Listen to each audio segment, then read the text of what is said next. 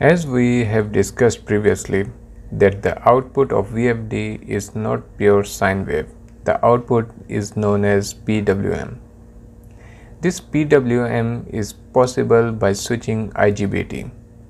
This rate of switching is known as carrier frequency.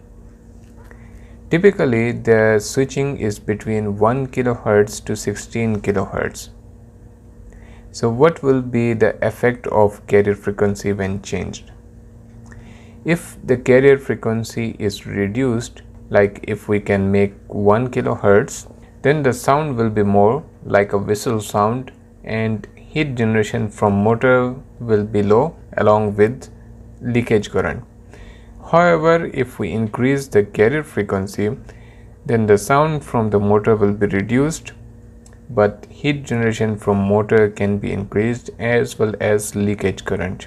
So when we intend to increase the carrier frequency, we have to take care of these points.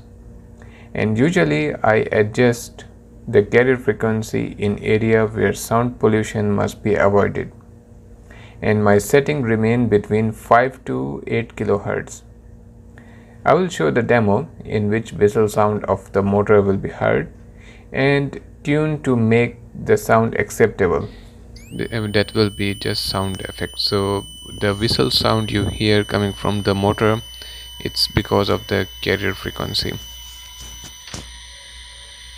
So now I will increase the carrier frequency and you will see the effect.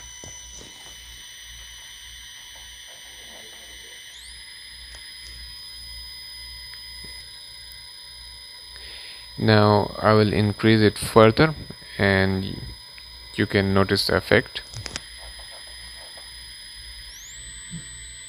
So at 8 kHz it's almost without much sound. So sometimes you need to adjust this parameter for the comfort of the area.